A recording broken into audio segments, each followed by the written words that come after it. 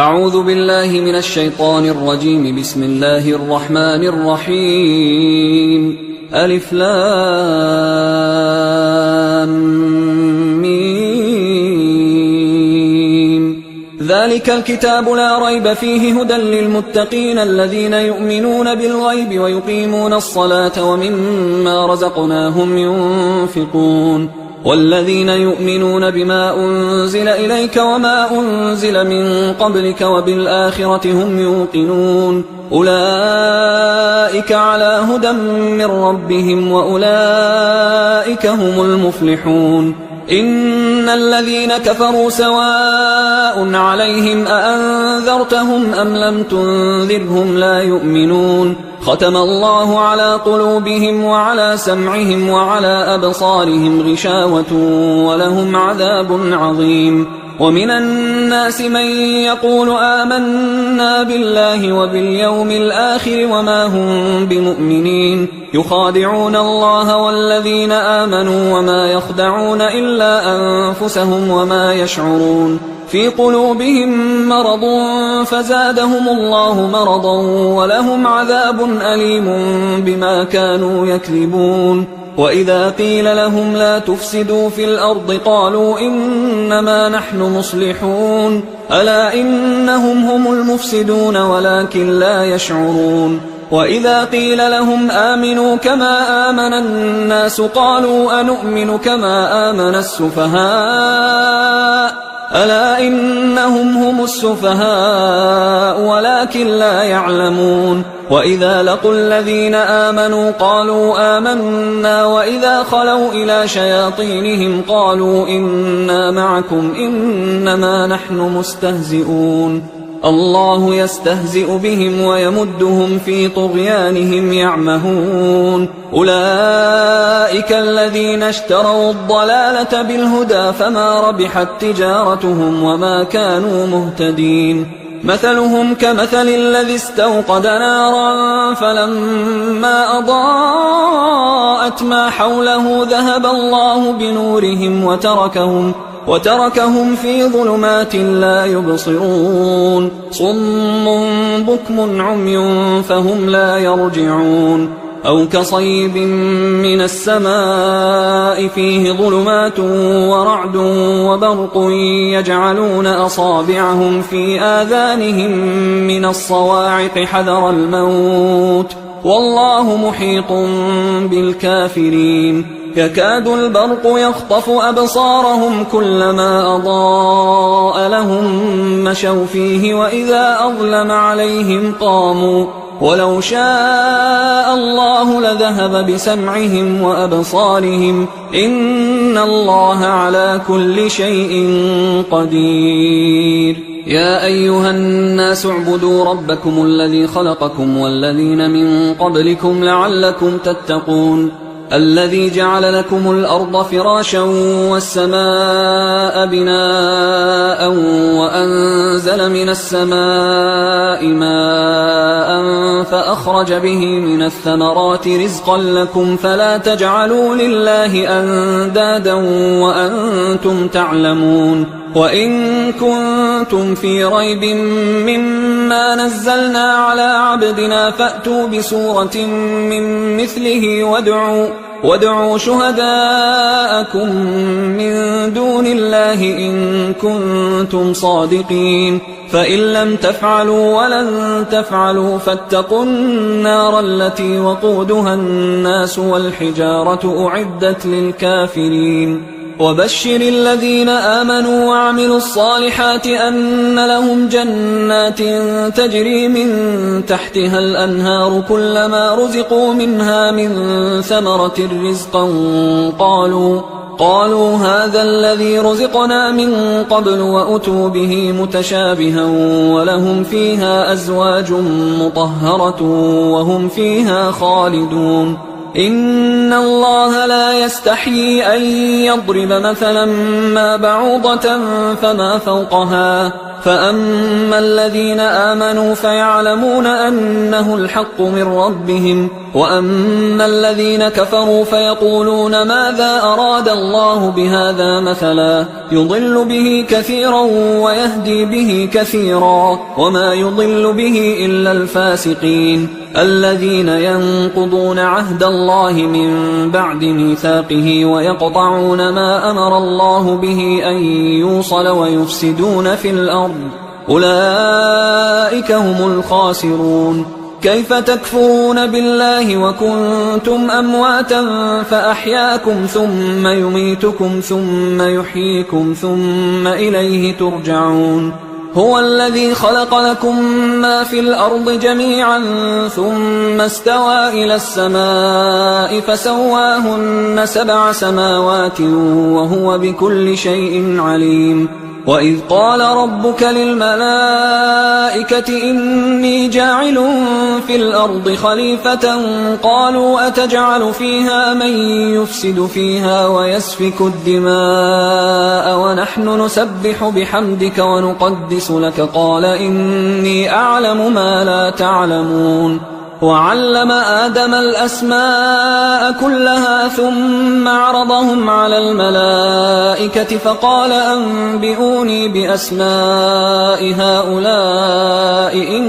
كنتم صادقين. قالوا سبحانك لا علم لنا إلا ما علمتنا إنك أنت العليم الحكيم. قال يا آدم أنبئهم بأسمائهم فلما أنبأهم بأسمائهم قال ألم أقل لكم إني أعلم غيب السماوات والأرض وأعلم ما تبدون وما كنتم تكتمون. وإذ قلنا للملائكة اسجدوا لآدم فسجدوا إلا إبليس أبى واستكبر وكان من الكافرين. وقلنا يا آدم اسكن أنت وزوجك الجنة وكلا منها رغدا حيث شئتما ولا تقربا هذه الشجرة فتكونا من الظالمين. فأزلهما الشيطان عنها فأخرجهما مما كانا فيه وقلنا اهبطوا بعضكم لبعض عدو ولكم في الأرض مستقر ومتاع إلى حين. فتلقى آدم من ربه كلمات فتاب عليه إنه هو التواب الرحيم. قلنا اهبطوا منها جميعا فإما يأتينكم مني هدى فمن تبع هداي فلا خوف عليهم ولا هم يحزنون. والذين كفروا وكذبوا بآياتنا أولئك أصحاب النار هم فيها خالدون. يا بني إسرائيل اذكروا نعمتي التي أنعمت عليكم وأوفوا بعهدي أوف بعهدكم وإياي فارهبون. وآمنوا بما أنزلت مصدقا لما معكم ولا تكونوا أول كافر به ولا تشتروا بآياتي ثمنا قليلا وإياي فاتقون. ولا تلبسوا الحق بالباطل وتكتموا الحق وأنتم تعلمون. وأقيموا الصلاة وآتوا الزكاة واركعوا مع الراكعين. أتأمرون الناس بالبر وتنسون أنفسكم وأنتم تتلون الكتاب أفلا تعقلون. واستعينوا بالصبر والصلاة وإنها لكبيرة إلا على الخاشعين الذين يظنون أنهم ملاقو ربهم وأنهم إليه راجعون. يا بني إسرائيل اذكروا نعمتي التي أنعمت عليكم وأني فضلتكم على العالمين. واتقوا يوما لا تجزي نفس عن نفس شيئا ولا يقبل منها شفاعة ولا يؤخذ منها عدل ولا هم ينصرون. وإذ نجيناكم من آل فرعون يسومونكم سوء العذاب يذبحون أبناءكم ويستحيون نساءكم وفي ذلكم بلاء من ربكم عظيم. وإذ فرقنا بكم البحر فأنجيناكم وأغرقنا آل فرعون وأنتم تنظرون. وإذ واعدنا موسى 40 ليلة ثم اتخذتم العجل من بعده وأنتم ظالمون. ثم عفونا عنكم من بعد ذلك لعلكم تشكرون وإذ آتينا موسى الكتاب والفرقان لعلكم تهتدون وإذ قال موسى لقومه يا قوم إنكم ظلمتم أنفسكم باتخاذكم العجل فتوبوا إلى بارئكم فاقتلوا أنفسكم ذلكم خير لكم عند بارئكم فتاب عليكم إنه هو التواب الرحيم وإذ قلتم يا موسى لن نؤمن لك حتى نرى الله جهرة فأخذتكم الصاعقة وأنتم تنظرون ثم بعثناكم من بعد موتكم لعلكم تشكرون وظللنا عليكم الغمام وأنزلنا عليكم المن والسلوى كلوا من طيبات ما رزقناكم وما ظلمونا ولكن كانوا أنفسهم يظلمون وإذ قلنا ادخلوا هذه القرية فكلوا منها حيث شئتم رغدا وادخلوا الباب سجدا وقولوا حطة نغفر لكم خطاياكم وسنزيد المحسنين فبدل الذين ظلموا قولا غير الذي قيل لهم فأنزلنا على الذين ظلموا رجزا من السماء بما كانوا يفسقون وإذ استسقى موسى لقومه فقلنا اضرب بعصاك الحجر فانفجرت منه 12 عينا قد علم كل أناس مشربهم كلوا واشربوا من رزق الله ولا تعثوا في الأرض مفسدين وإذ قلتم يا موسى لن نصبر على طعام واحد فادع لنا ربك يخرج لنا مما تنبت الأرض من بقلها وقثائها وفومها وعدسها وبصلها قال أتستبدلون الذي هو أدنى بالذي هو خير اهبطوا مصرا فإن لكم ما سألتم وضربت عليهم الذلة والمسكنة وباءوا بغضب من الله ذلك بأنهم كانوا يكفرون بآيات الله ويقتلون النبيين بغير الحق ذلك بما عصوا وكانوا يعتدون إن الذين آمنوا والذين هادوا والنصارى والصابئين من آمن بالله واليوم الآخر وعمل صالحا فلهم أجرهم عند ربهم ولا خوف عليهم ولا هم يحزنون وإذ أخذنا ميثاقكم ورفعنا فوقكم الطور خذوا ما آتيناكم بقوة واذكروا ما فيه لعلكم تتقون ثم توليتم من بعد ذلك فلولا فضل الله عليكم ورحمته لكنتم من الخاسرين ولقد علمتم الذين اعتدوا منكم في السبت فقلنا لهم كونوا قردة خاسئين فجعلناها نكالا لما بين يديها وما خلفها وموعظة للمتقين وإذ قال موسى لقومه إن الله يأمركم أن تذبحوا بقرة قالوا أتتخذنا هزوا قال أعوذ بالله أن أكون من الجاهلين قالوا ادع لنا ربك يبين لنا ما هي قال إنه يقول إنها بقرة لا فارض ولا بكر عوان بين ذلك فافعلوا ما تؤمرون قالوا ادع لنا ربك يبين لنا ما لونها قال إنه يقول إنها بقرة صفراء فاقع لونها تسر الناظرين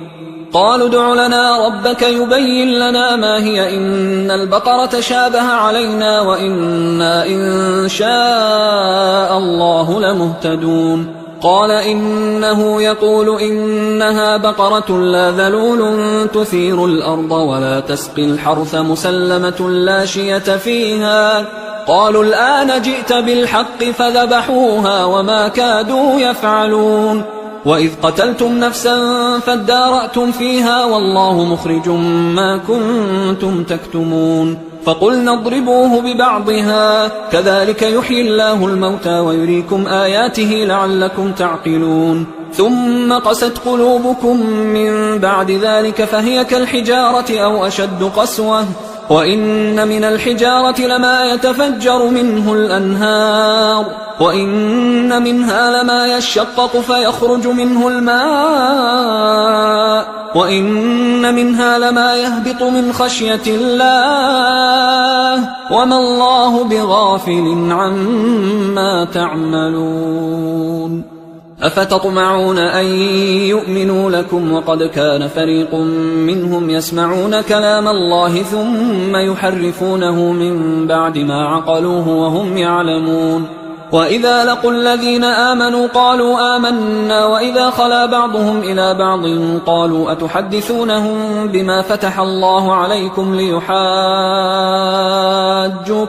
به عند ربكم أفلا تعقلون أولا يعلمون أن الله يعلم ما يسرون وما يعلنون ومنهم أميون لا يعلمون الكتاب إلا أماني وإنهم إلا يظنون فويل للذين يكتبون الكتاب بأيديهم ثم يقولون هذا من عند الله ليشتروا به ثمنا قليلا فويل لهم مما كتبت أيديهم وويل لهم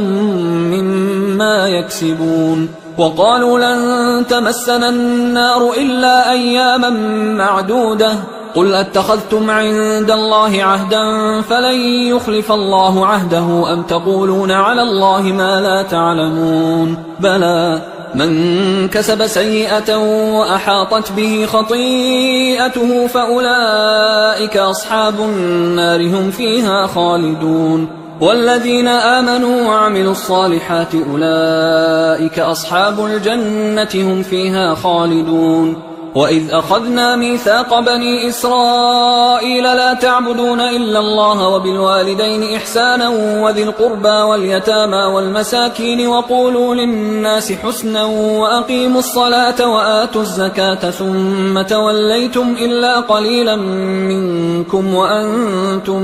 معرضون وإذ أخذنا ميثاقكم لا تسفكون دماءكم ولا تخرجون أنفسكم من دياركم ثم أقررتم وأنتم تشهدون ثم أنتم هؤلاء تقتلون أنفسكم وتخرجون فريقا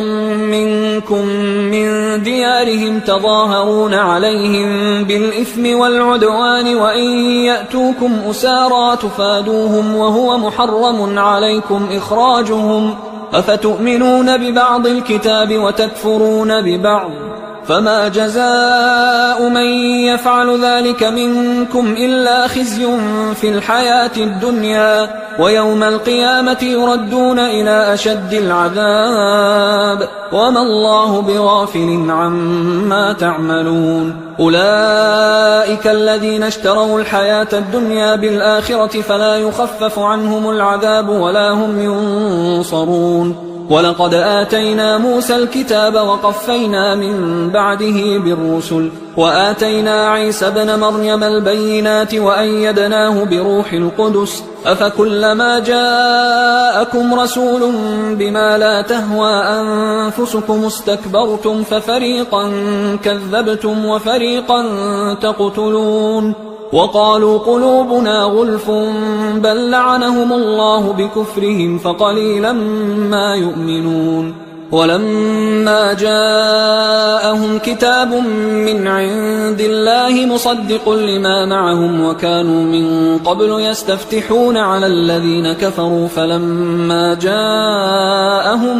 ما عرفوا كفروا به فلعنة الله على الكافرين بئس ما اشتروا به أنفسهم أن يكفروا بما أنزل الله بغيا أن ينزل الله من فضله على من يشاء من عباده فباءوا بغضب على غضب وللكافرين عذاب مهين وإذا قيل لهم آمنوا بما أنزل الله قالوا نؤمن بما أنزل علينا ويكفرون بما وراءه وهو الحق مصدقا لما معهم قل فلم تقتلون أنبياء الله من قبل إن كنتم مؤمنين ولقد جاءكم موسى بالبينات ثم اتخذتم العجل من بعده وأنتم ظالمون وإذ أخذنا ميثاقكم ورفعنا فوقكم الطور خذوا ما آتيناكم بقوة واسمعوا قالوا سمعنا وعصينا وأشربوا في قلوبهم العجل بكفرهم قل بئس ما يأمركم به إيمانكم إن كنتم مؤمنين قل إن كانت لكم الدار الآخرة عند الله خالصة من دون الناس فتمنوا الموت إن كنتم صادقين ولن يتمنوه أبدا بما قدمت أيديهم والله عليم بالظالمين ولتجدنهم أحرص الناس على حياة ومن الذين أشركوا يود أحدهم لو يعمر 1000 سنة وما هو بمزحزحه من العذاب أن يعمر والله بصير بما يعملون قل من كان عدوا لجبريل فإنه نزله على قلبك بإذن الله مصدقا لما بين يديه وهدى وبشرى للمؤمنين من كان عدوا لله وملائكته ورسله وجبريل وميكال فإن الله عدو للكافرين ولقد أنزلنا إليك آيات بينات وما يكفر بها إلا الفاسقون أوكلما عاهدوا عهدا نبذه فريق منهم بل أكثرهم لا يؤمنون ولما جاءهم رسول من عند الله مصدق لما معهم نبذ فريق من الذين أوتوا الكتاب كتاب الله وراء ظهورهم كأنهم لا يعلمون واتبعوا ما تتلو الشياطين على ملك سليمان وما كفر سليمان ولكن الشياطين كفروا يعلمون الناس السحر وما أنزل على الملكين ببابل هاروت وماروت وما يعلمان من أحد حتى يقولا إنما نحن فتنة فلا تكفر فيتعلمون منهما ما يفرقون به بين المرء وزوجه وما هم بضارين به من أحد إلا بإذن الله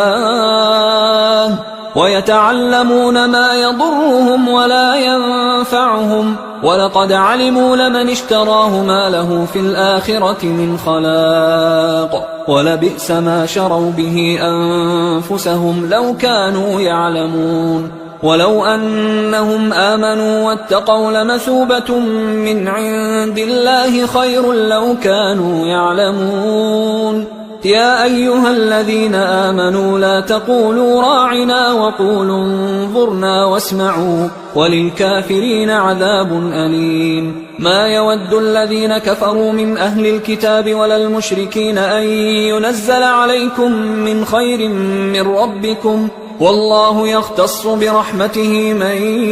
يشاء والله ذو الفضل العظيم ما ننسخ من آية أو ننسها نأت بخير منها أو مثلها ألم تعلم أن الله على كل شيء قدير ألم تعلم أن الله له ملك السماوات والأرض وما لكم من دون الله من ولي ولا نصير أم تريدون أن تسألوا رسولكم كما سئل موسى من قبل ومن يتبدل الكفر بالإيمان فقد ضل سواء السبيل ود كثير من أهل الكتاب لو يردونكم من بعد إيمانكم كفارا حسدا من عند أنفسهم من بعد ما تبين لهم الحق فاعفوا واصفحوا حتى يأتي الله بأمره إن الله على كل شيء قدير وأقيموا الصلاة وآتوا الزكاة وما تقدموا لأنفسكم من خير تجدوه عند الله إن الله بما تعملون بصير وقالوا لن يدخل الجنة إلا من كان هودا أو نصارى تلك أمانيهم قل هاتوا برهانكم إن كنتم صادقين بلى من أسلم وجهه لله وهو محسن فله أجره عند ربه ولا خوف عليهم ولا هم يحزنون وقالت اليهود ليست النصارى على شيء وقالت النصارى ليست اليهود على شيء وهم يتلون الكتاب كذلك قال الذين لا يعلمون مثل قولهم فالله يحكم بينهم يوم القيامة فيما كانوا فيه يختلفون ومن أظلم ممن منع مساجد الله أن يذكر فيها اسمه وسعى في خرابها أولئك ما كان لهم أن يدخلوها إلا خائفين لهم في الدنيا خزي ولهم في الآخرة عذاب عظيم ولله المشرق والمغرب فأينما تولوا فثم وجه الله إن الله واسع عليم وقالوا اتخذ الله ولدا سبحانه بل له ما في السماوات والأرض كل له قانتون بديع السماوات والأرض وإذا قضى أمرا فإنما يقول له كن فيكون وقال الذين لا يعلمون لولا يكلمنا الله أو تأتينا آية كذلك قال الذين من قبلهم مثل قولهم تشابهت قلوبهم قد بينا الآيات لقوم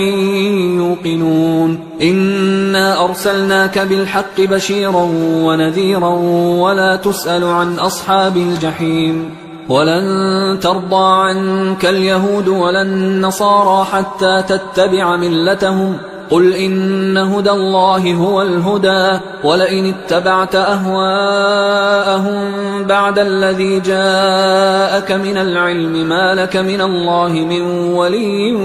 ولا نصير الذين آتيناهم الكتاب يتلونه حق تلاوته أولئك يؤمنون به ومن يكفر به فأولئك هم الخاسرون يا بني إسرائيل اذكروا نعمتي التي أنعمت عليكم وأني فضلتكم على العالمين واتقوا يوما لا تجزي نفس عن نفس شيئا ولا يقبل منها عدل ولا تنفعها شفاعة ولا هم ينصرون وإذ ابتلى إبراهيم ربه بكلمات فأتمهن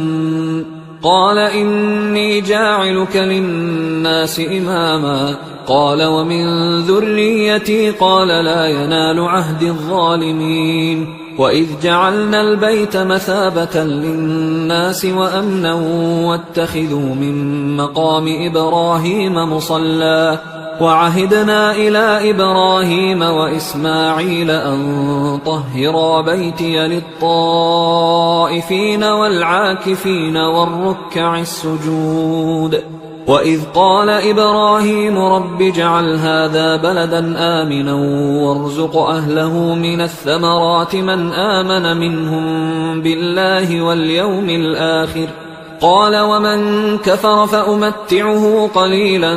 ثم أضطره إلى عذاب النار وبئس المصير وإذ يرفع إبراهيم القواعد من البيت وإسماعيل ربنا تقبل منا إنك أنت السميع العليم ربنا وجعلنا مسلمين لك ومن ذريتنا أمة مسلمة لك وأرنا مناسكنا وتب علينا إنك أنت التواب الرحيم ربنا وبعث فيهم رسولا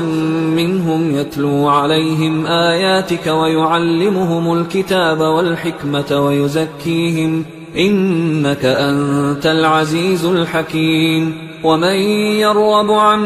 ملة إبراهيم إلا من سفه نفسه ولقد اصطفيناه في الدنيا وإنه في الآخرة لمن الصالحين إذ قال له ربه أسلم قال أسلمت لرب العالمين. ووصى بها إبراهيم بنيه ويعقوب يا بني إن الله اصطفى لكم الدين فلا تموتن إلا وأنتم مسلمون. أم كنتم شهداء إذ حضر يعقوب الموت إذ قال لبنيه ما تعبدون من بعدي قالوا نعبد إلهك وإله آبائك إبراهيم وإسماعيل وإسحاق إلها واحدا ونحن له مسلمون. تلك أمة قد خلت لها ما كسبت ولكم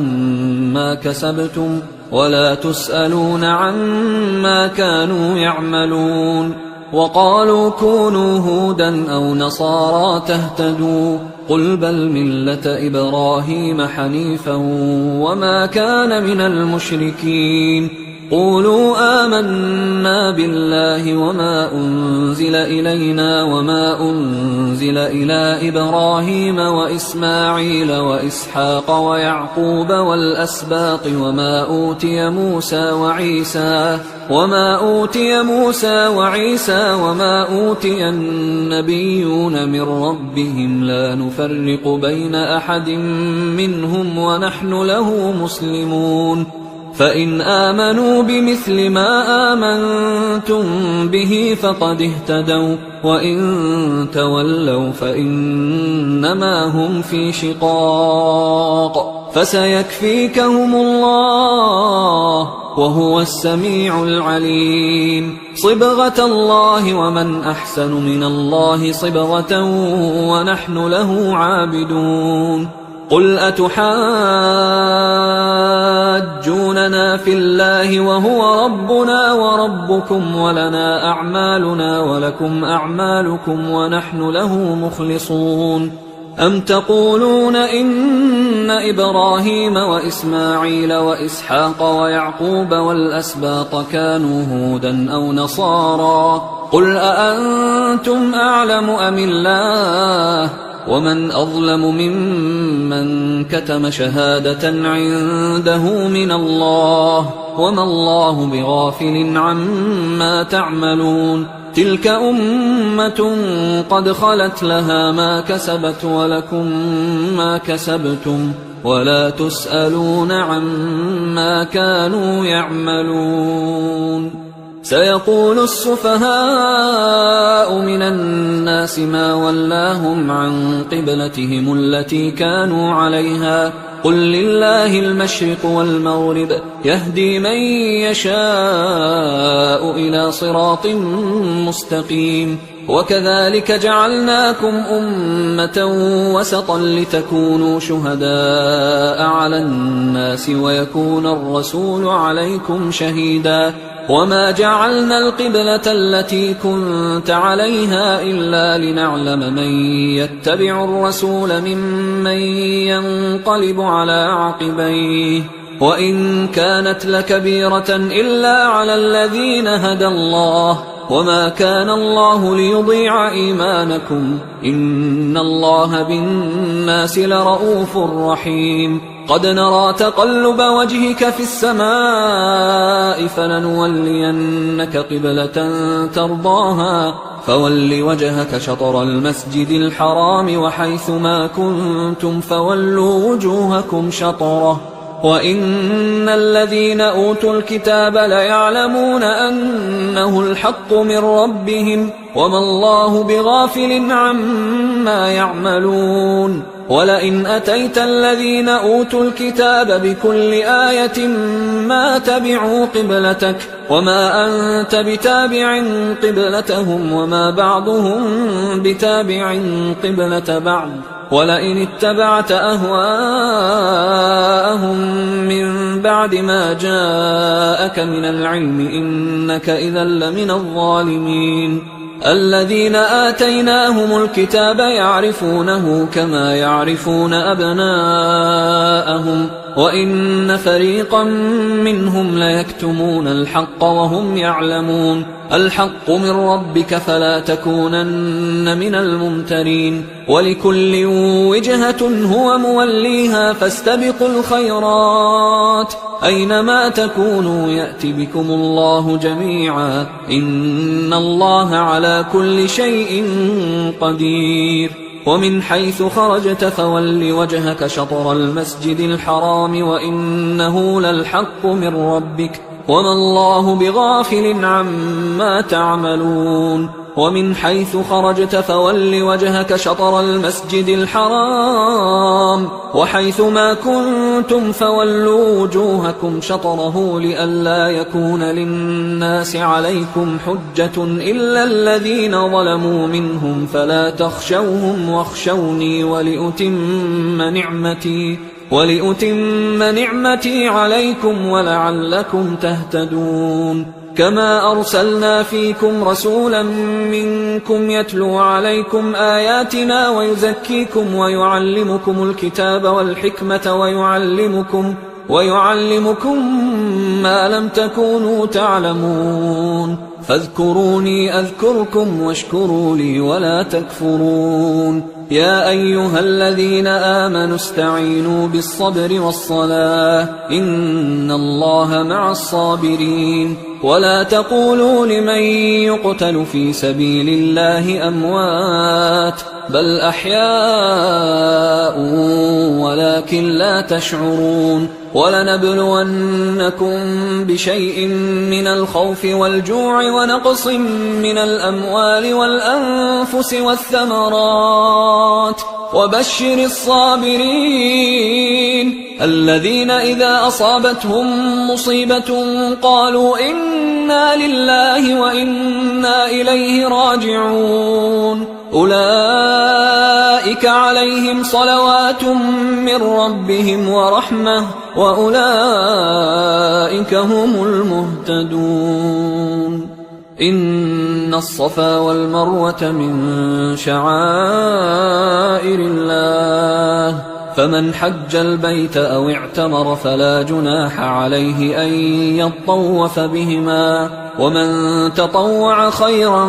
فإن الله شاكر عليم إن الذين يكتمون ما أنزلنا من البينات والهدى من بعد ما بيناه للناس في الكتاب أولئك يلعنهم الله ويلعنهم اللاعنون إلا الذين تابوا وأصلحوا وبينوا فأولئك أتوب عليهم وأنا التواب الرحيم إن الذين كفروا وماتوا وهم كفار أولئك عليهم لعنة الله والملائكة والناس أجمعين خالدين فيها لا يخفف عنهم العذاب ولا هم ينظرون وإلهكم إله واحد لا إله إلا هو الرحمن الرحيم إن في خلق السماوات والأرض واختلاف الليل والنهار والفلك التي تجري في البحر بما ينفع الناس وما أنزل الله من السماء من ماء فأحيا به الأرض بعد موتها وبث فيها من كل دابة وتصريف الرياح والسحاب المسخر بين السماء والأرض لآيات لقوم يعقلون ومن الناس من يتخذ من دون الله أندادا يحبونهم كحب الله والذين آمنوا أشد حبا لله ولو يرى الذين ظلموا إذ يرون العذاب أن القوة لله جميعا وأن الله شديد العذاب إذ تبرأ الذين اتبعوا من الذين اتبعوا ورأوا العذاب وتقطعت بهم الأسباب وقال الذين اتبعوا لو أن لنا كرة فنتبرأ منهم كما تبرأوا منا كذلك يريهم الله أعمالهم حسرات عليهم وما هم بخارجين من النار يا أيها الناس كلوا مما في الأرض حلالا طيبا ولا تتبعوا خطوات الشيطان إنه لكم عدو مبين إنما يأمركم بالسوء والفحشاء وأن تقولوا على الله ما لا تعلمون وإذا قيل لهم اتبعوا ما أنزل الله قالوا بل نتبع ما ألفينا عليه آباءنا أولو كان آباؤهم لا يعقلون شيئا ولا يهتدون ومثل الذين كفروا كمثل الذي ينعق بما لا يسمع إلا دعاء ونداء صم بكم عمي فهم لا يعقلون يا أيها الذين آمنوا كلوا من طيبات ما رزقناكم واشكروا لله إن كنتم إياه تعبدون إنما حرم عليكم الميتة والدم ولحم الخنزير وما أهل به لغير الله فمن اضطر غير باغ ولا عاد فلا إثم عليه إن الله غفور رحيم إن الذين يكتمون ما أنزل الله من الكتاب ويشترون به ثمنا قليلا أولئك ما يأكلون في بطونهم إلا النار ولا يكلمهم الله يوم القيامة ولا يزكيهم ولهم عذاب أليم أولئك الذين اشتروا الضلالة بالهدى والعذاب بالمغفرة فما أصبرهم على النار ذلك بأن الله نزل الكتاب بالحق وإن الذين اختلفوا في الكتاب لفي شقاق بعيد ليس البر أن تولوا وجوهكم قبل المشرق والمغرب ولكن البر من آمن بالله واليوم الآخر والملائكة والكتاب والنبيين وآتى المال على حبه ذوي القربى واليتامى والمساكين وابن السبيل والسائلين وفي الرقاب وأقام الصلاة وآتى الزكاة والموفون بعهدهم إذا عاهدوا والصابرين في البأساء والضراء وحين البأس أولئك الذين صدقوا وأولئك هم المتقون يا أيها الذين آمنوا كتب عليكم القصاص في القتلى الحر بالحر والعبد بالعبد والأنثى بالأنثى فمن عفي له من أخيه شيء فاتباع بالمعروف وأداء إليه بإحسان ذلك تخفيف من ربكم ورحمة فمن اعتدى بعد ذلك فله عذاب أليم ولكم في القصاص حياة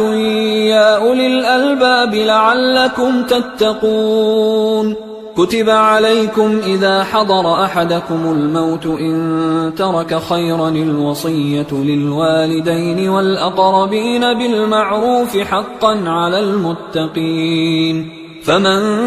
بدله بعدما سمعه فإنما إثمه على الذين يبدلونه إن الله سميع عليم فمن خاف من موص جنفا أو إثما فأصلح بينهم فلا إثم عليه إن الله غفور رحيم. يا أيها الذين آمنوا كتب عليكم الصيام كما كتب على الذين من قبلكم لعلكم تتقون أياما معدودات، فمن كان منكم مريضا أو على سفر فعدة من أيام أخر، وعلى الذين يطيقونه فدية طعام مسكين، فمن تطوع خيرا فهو خير له، وأن تصوموا خير لكم إن كنتم تعلمون. شهر رمضان الذي أنزل فيه القرآن هدى للناس وبينات من الهدى والفرقان، فمن شهد منكم الشهر فليصم، ومن كان مريضا أو على سفر فعدة من أيام أخر، يريد الله بكم اليسر ولا يريد بكم العسر ولتكملوا العدة ولتكبروا الله على ما هداكم ولعلكم تشكرون. وإذا سألك عبادي عني فإني قريب أجيب دعوة الداعي إذا دعان، فليستجيبوا لي وليؤمنوا بي لعلهم يرشدون. أحل لكم ليلة الصيام الرفث إلى نسائكم هن لباس لكم وأنتم لباس لهن، علم الله أنكم كنتم تختانون أنفسكم فتاب عليكم وعفى عنكم، فالآن باشروهن وابتغوا ما كتب الله لكم، وكلوا واشربوا حتى يتبين لكم الخيط الأبيض من الخيط الأسود من الفجر، ثم أتموا الصيام إلى الليل، ولا تباشروهن وأنتم عاكفون في المساجد، تلك حدود الله فلا تقربوها، كذلك يبين الله آياته للناس لعلهم يتقون. ولا تأكلوا أموالكم بينكم بالباطل وتدلوا بها إلى الحكام لتأكلوا فريقا من أموال الناس بالإثم وأنتم تعلمون. يسألونك عن الأهلة قل هي مواقيت للناس والحج، وليس البر بأن تأتوا البيوت من ظهورها ولكن البر من اتقى، وأتوا البيوت من أبوابها واتقوا الله لعلكم تفلحون. وقاتلوا في سبيل الله الذين يقاتلونكم ولا تعتدوا إن الله لا يحب المعتدين. وقتلوهم حيث ثقفتموهم وأخرجوهم من حيث أخرجوكم والفتنة أشد من القتل، ولا تقاتلوهم عند المسجد الحرام حتى يقاتلوكم فيه، فإن قاتلوكم فاقتلوهم، كذلك جزاء الكافرين، فإن انتهوا فإن الله غفور رحيم. وقاتلوهم حتى لا تكون فتنة ويكون الدين لله، فإن انتهوا فلا عدوان إلا على الظالمين.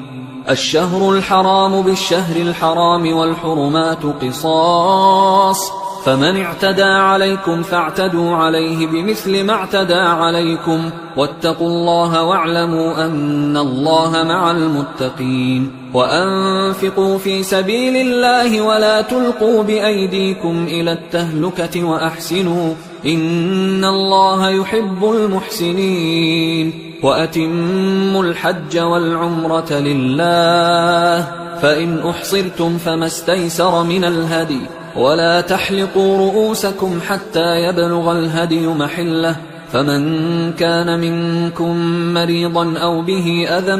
من رأسه ففدية من صيام أو صدقة أو نسك، فإذا أمنتم فمن تمتع بالعمرة إلى الحج فما استيسر من الهدي، فمن لم يجد فصيام 3 أيام في الحج و7 إذا رجعتم، تلك 10 كاملة، ذلك لمن لم يكن أهله حاضر المسجد الحرام. واتقوا الله واعلموا أن الله شديد العقاب. الحج أشهر معلومات، فمن فرض فيهن الحج فلا رفث ولا فسوق ولا جدال في الحج، وما تفعلوا من خير يعلمه الله الله وتزودوا فإن خير الزاد التقوى واتقون يا أولي الألباب. ليس عليكم جناح أن تبتغوا فضلا من ربكم، فإذا أفضتم من عرفات فاذكروا الله عند المشعر الحرام واذكروه كما هداكم وإن كنتم من قبله لمن الضالين. ثم أفيضوا من حيث أفاض الناس واستغفروا الله إن الله غفور رحيم. فإذا قضيتم مناسككم فاذكروا الله كذكركم آباءكم أو أشد ذكرا. فمن الناس من يقول ربنا آتنا في الدنيا وما له في الآخرة من خلاق، ومنهم من يقول ربنا آتنا في الدنيا حسنة وفي الآخرة حسنة وقنا عذاب النار. أولئك لهم نصيب مما كسبوا والله سريع الحساب. واذكروا الله في أيام معدودات، فمن تعجل في يومين فلا إثم عليه ومن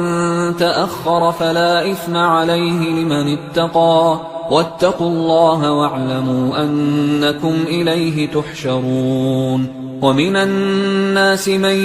يعجبك قوله في الحياة الدنيا ويشهد الله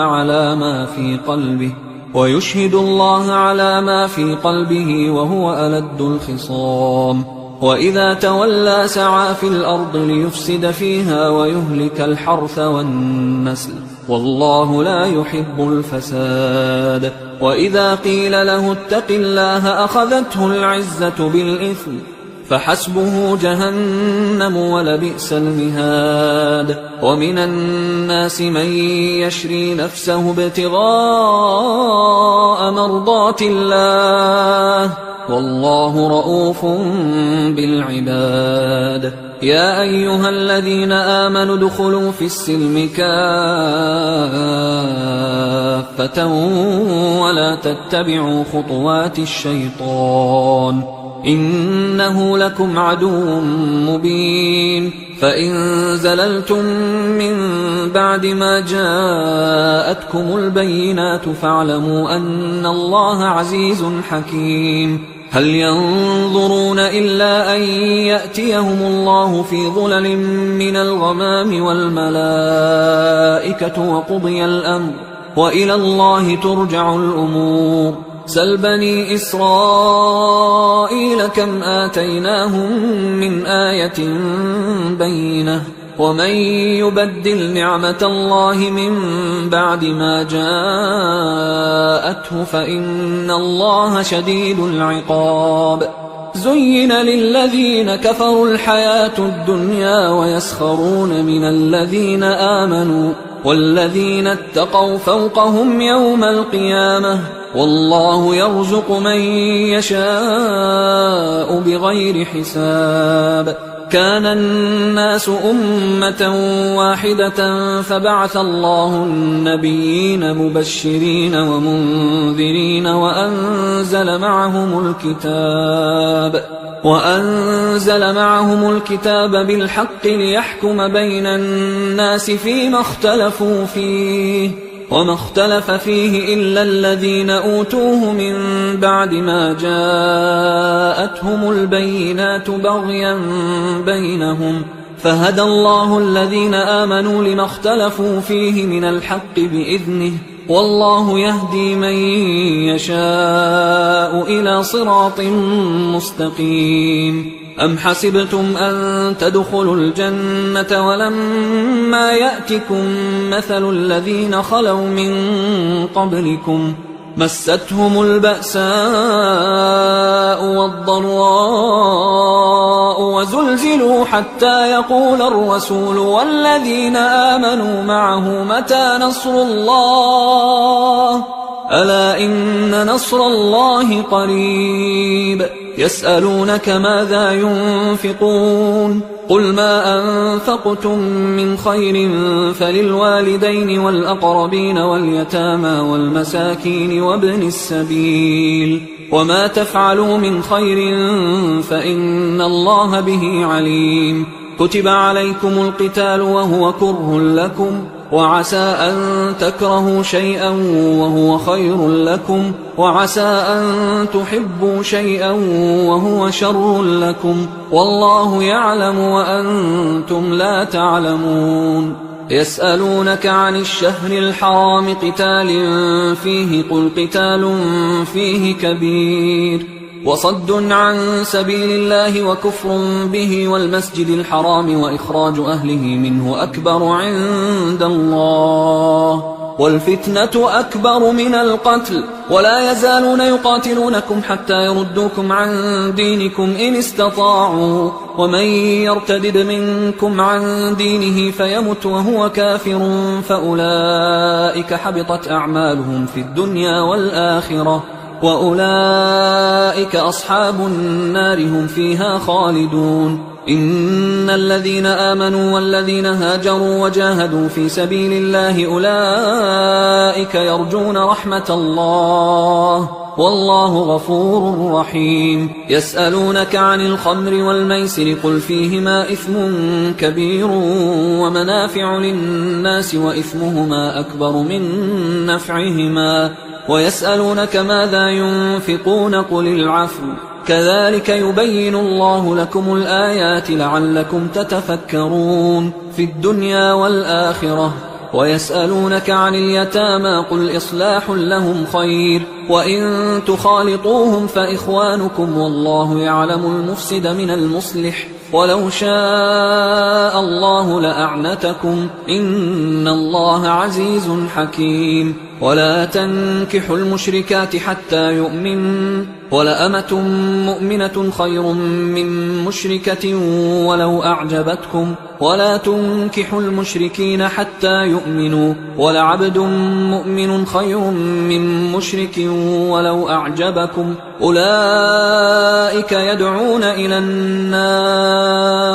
والله يدعو إلى الجنة والمغفرة بإذنه ويبين آياته للناس لعلهم يتذكرون ويسألونك عن المحيض قل هو أذى فاعتزلوا النساء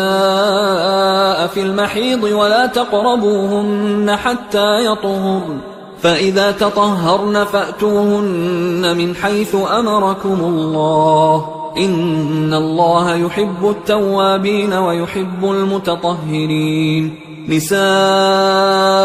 حرث لكم فأتوا حرثكم أنى شئتم وقدموا لأنفسكم واتقوا الله واعلموا أنكم ملاقوه وبشر المؤمنين ولا تجعلوا الله عرضة لأيمانكم أن تبروا وتتقوا وتصلحوا بين الناس والله سميع عليم لا يؤاخذكم الله باللغو في أيمانكم ولكن يؤاخذكم بما كسبت قلوبكم والله غفور حليم للذين يؤلون من نسائهم تربص 4 أشهر فإن فاءوا فإن الله غفور رحيم وإن عزموا الطلاق فإن الله سميع عليم والمطلقات يتربصن بأنفسهن 3 قروء ولا يحل لهن أن يكتمن ما خلق الله في أرحامهن إن كن يؤمن بالله واليوم الآخر وبعولتهن أحق بردهن في ذلك إن أرادوا إصلاحا ولهن مثل الذي عليهن بالمعروف وللرجال عليهن درجة والله عزيز حكيم الطلاق 2 فإمساك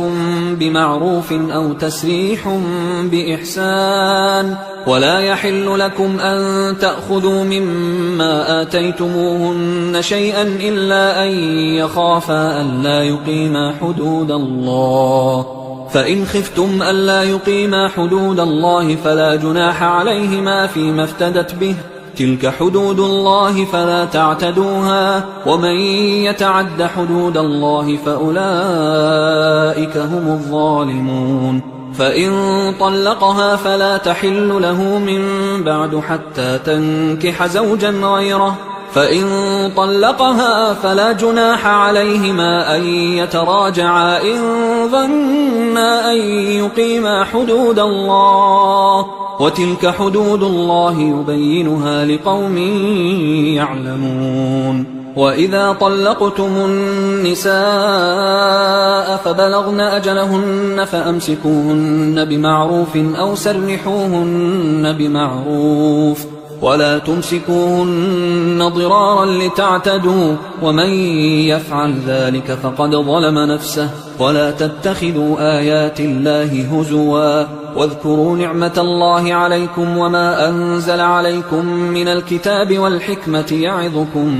به واتقوا الله واعلموا أن الله بكل شيء عليم وإذا طلقتم النساء فبلغن أجلهن فلا تعضلوهن أن ينكحن أزواجهن إذا تراضوا بينهم بالمعروف ذلك يوعظ به من كان منكم يؤمن بالله واليوم الآخر ذلكم أزكى لكم وأطهر والله يعلم وأنتم لا تعلمون والوالدات يرضعن أولادهن حولين كاملين لمن أراد أن يتم الرضاعة وعلى المولود له رزقهن وكسوتهن بالمعروف لا تكلف نفس إلا وسعها لا تضار والدة بولدها ولا مولود له بولده وعلى الوارث مثل ذلك فإن أرادا فصالا عن تراض منهما وتشاور فلا جناح عليهما وإن أردتم أن تسترضعوا أولادكم فلا جناح عليكم إذا سلمتم ما آتيتم بالمعروف واتقوا الله واعلموا أن الله بما تعملون بصير والذين يتوفون منكم ويذرون أزواجا يتربصن بأنفسهن 4 أشهر وعشرا فإذا بلغن أجلهن فلا جناح عليكم فيما فعلن في أنفسهن بالمعروف والله بما تعملون خبير ولا جناح عليكم فيما عرضتم به من خطبة النساء أو أكننتم في أنفسكم علم الله أنكم ستذكرونهن ولكن لا تواعدوهن سرا إلا أن تقولوا قولا معروفا ولا تعزموا عقدة النكاح حتى يبلغ الكتاب أجله واعلموا أن الله يعلم ما في أنفسكم فاحذروه واعلموا أن الله غفور حليم لا جناح عليكم إن طلقتم النساء ما لم تمسوهن أو تفرضوا لهن فريضة ومتعوهن على الموسع قدره وعلى المقتر قدره متاعا بالمعروف حقا على المحسنين وإن طلقتموهن من قبل أن تمسوهن وقد فرضتم لهن فريضة فنصف ما فرضتم إلا أن يعفون أو يعفو الذي بيده عقدة النكاح وأن تعفوا أقرب للتقوى ولا تنسوا الفضل بينكم إن الله بما تعملون بصير حافظوا على الصلوات والصلاة الوسطى وقوموا لله قانتين فإن خفتم فرجالا أو ركبانا فإذا أمنتم فاذكروا الله كما علمكم ما لم تكونوا تعلمون والذين يتوفون منكم ويذرون أزواجا وصية لأزواجهم متاعا إلى الحول غير إخراج فإن خرجن فلا جناح عليكم فيما فعلن في أنفسهن من معروف والله عزيز حكيم وللمطلقات متاع بالمعروف حقا على المتقين كذلك يبين الله لكم آياته لعلكم تعقلون ألم تر إلى الذين خرجوا من ديارهم وهم ألوف حذر الموت فقال لهم الله موتوا ثم أحياهم إن الله لذو فضل على الناس ولكن أكثر الناس لا يشكرون وقاتلوا في سبيل الله واعلموا أن الله سميع عليم من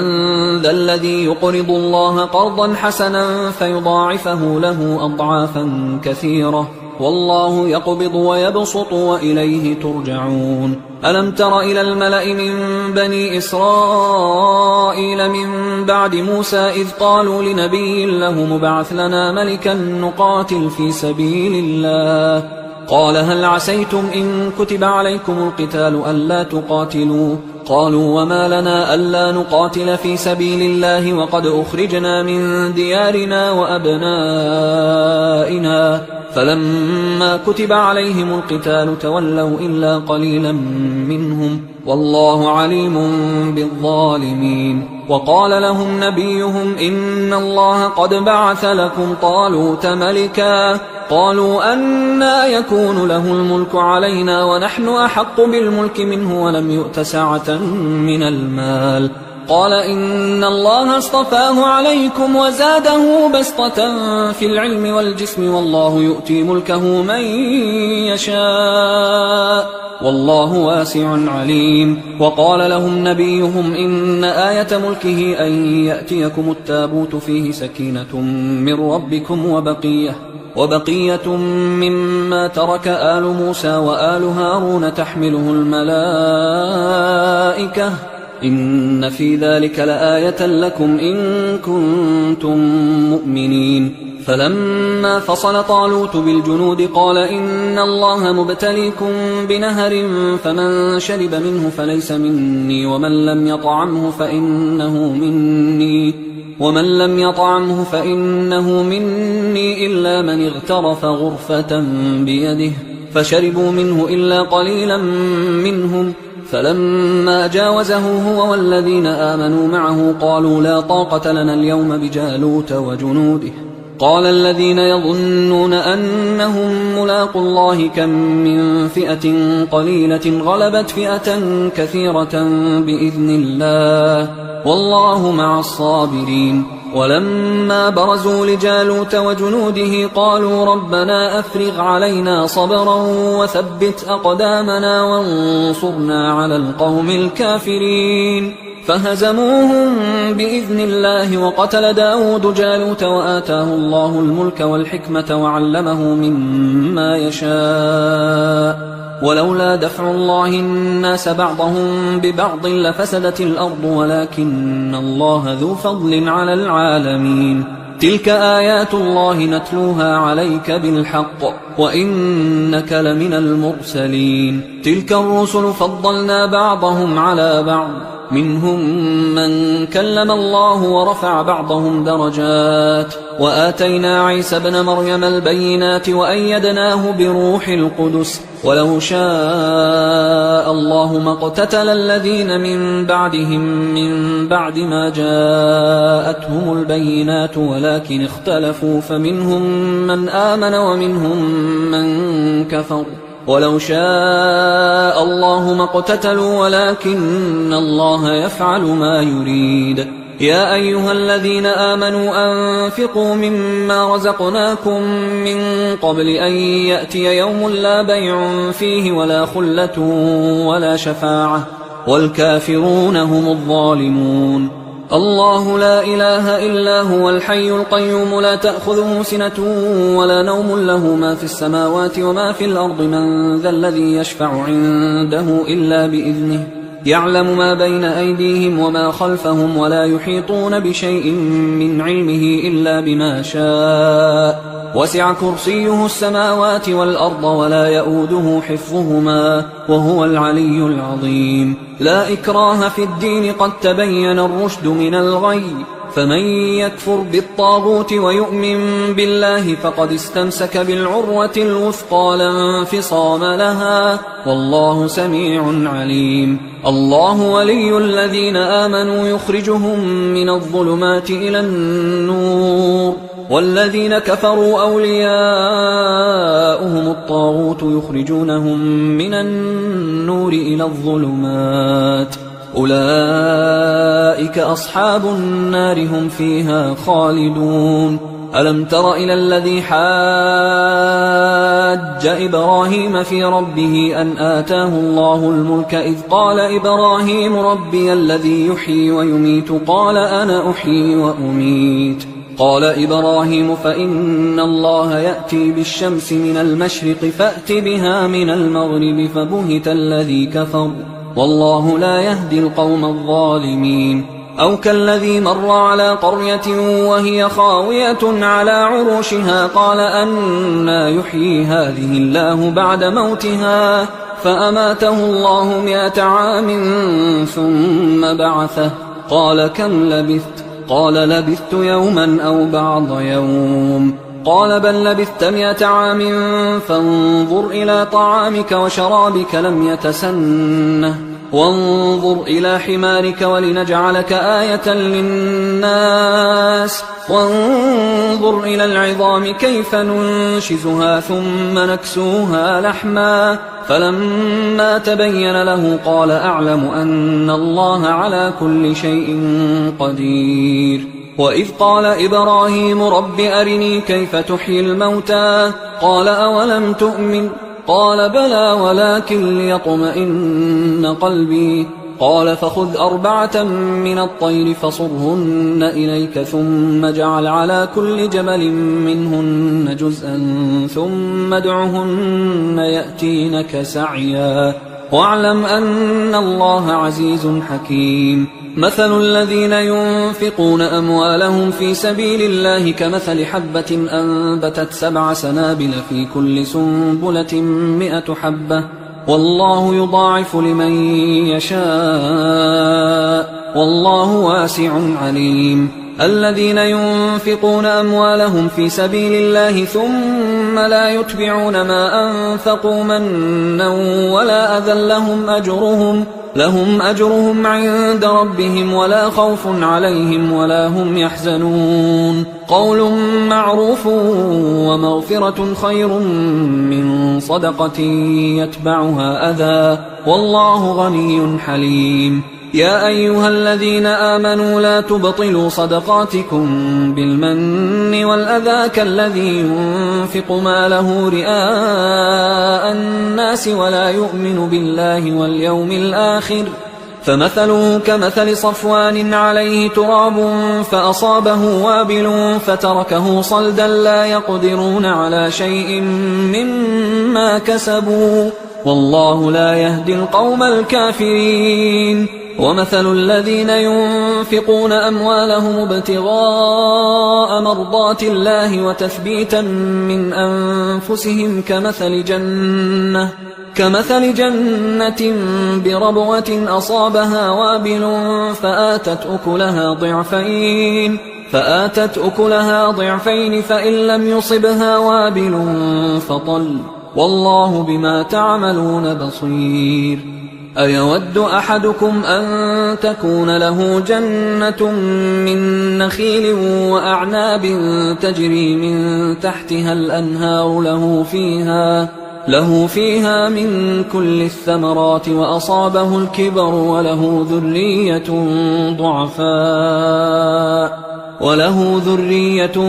ضعفاء فأصابها إعصار فيه نار فاحترقت كذلك يبين الله لكم الآيات لعلكم تتفكرون يا أيها الذين آمنوا أنفقوا من طيبات ما كسبتم ومما أخرجنا لكم من الأرض ولا تيمموا الخبيث منه تنفقون ولستم بآخذيه إلا أن تغمضوا فيه واعلموا أن الله غني حميد الشيطان يعدكم الفقر ويأمركم بالفحشاء والله يعدكم مغفرة منه وفضلا والله واسع عليم يؤتي الحكمة من يشاء ومن يؤت الحكمة فقد أوتي خيرا كثيرا وما يذكر إلا أولو الألباب وما أنفقتم من نفقة أو نذرتم من نذر فإن الله يعلمه وما للظالمين من أنصار إن تبدوا الصدقات فنعما هي وإن تخفوها وتؤتوها الفقراء فهو خير لكم ويكفر عنكم من سيئاتكم والله بما تعملون خبير ليس عليك هداهم ولكن الله يهدي من يشاء وما تنفقوا من خير فلأنفسكم وما تنفقون إلا ابتغاء وجه الله وما تنفقوا من خير يوفى إليكم وأنتم لا تظلمون للفقراء الذين أحصروا في سبيل الله لا يستطيعون ضربا في الأرض يحسبهم الجاهل أغنياء من التعفف تعرفهم بسيماهم لا يسألون الناس إلحافا وما تنفقوا من خير فإن الله به عليم الذين ينفقون أموالهم بالليل والنهار سرا وعلانية فلهم أجرهم عند ربهم ولا خوف عليهم ولا هم يحزنون الذين يأكلون الربا لا يقومون إلا كما يقوم الذي يتخبطه الشيطان من المس ذلك بأنهم قالوا إنما البيع مثل الربا وأحل الله البيع وحرم الربا فمن جاءه موعظة من ربه فانتهى فله ما سلف وأمره إلى الله ومن عاد فأولئك أصحاب النار هم فيها خالدون يمحق الله الربا ويربي الصدقات والله لا يحب كل كفار أثيم إن الذين آمنوا وعملوا الصالحات وأقاموا الصلاة وآتوا الزكاة لهم أجرهم عند ربهم ولا خوف عليهم ولا هم يحزنون يا أيها الذين آمنوا اتقوا الله وذروا ما بقي من الربا إن كنتم مؤمنين فإن لم تفعلوا فأذنوا بحرب من الله ورسوله وإن تبتم فلكم رؤوس أموالكم لا تظلمون ولا تظلمون وإن كان ذو عسرة فنظرة إلى ميسرة وأن تصدقوا خير لكم إن كنتم تعلمون واتقوا يوما ترجعون فيه إلى الله ثم توفى كل نفس ما كسبت وهم لا يظلمون يا أيها الذين آمنوا إذا تداينتم بدين إلى أجل مسمى فاكتبوه وليكتب بينكم كاتب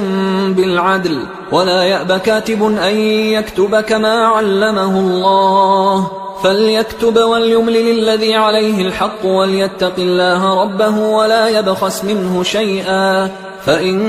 كان الذي عليه الحق سفيها أو ضعيفا أو لا يستطيع أن يمله فليملل وليه بالعدل واستشهدوا شهيدين من رجالكم فإن لم يكونا رجلين فرجل وامرأتان ممن ترضون من الشهداء أن تضل إحداهما فتذكر إحداهما الأخرى ولا يأبى الشهداء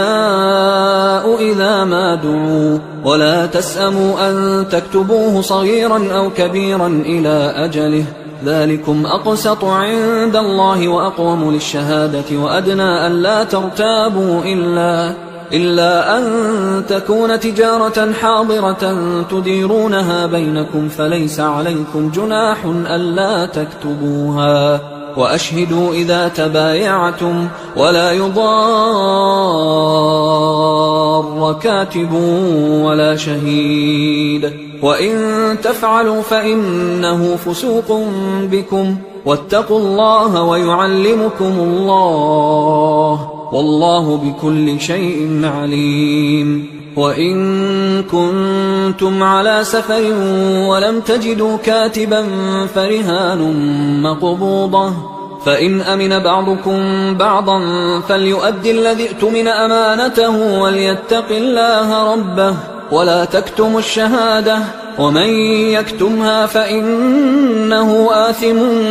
قلبه والله بما تعملون عليم. لله ما في السماوات وما في الأرض وإن تبدوا ما في أنفسكم أو تخفوه يحاسبكم به الله فيغفر لمن يشاء ويعذب من يشاء والله على كل شيء قدير. آمن الرسول بما أنزل إليه من ربه والمؤمنون كل آمن بالله وملائكته وكتبه ورسله لا نفرق بين أحد من رسله وقالوا سمعنا وأطعنا غفرانك ربنا وإليك المصير. لا يكلف الله نفسا إلا وسعها لها ما كسبت وعليها ما اكتسبت ربنا لا تؤاخذنا إن نسينا أو أخطأنا ربنا ولا تحمل علينا إصرا كما حملته على الذين من قبلنا ربنا ولا تحملنا ما لا طاقة لنا به واعف عنا واغفر لنا وارحمنا أنت مولانا فانصرنا على القوم الكافرين.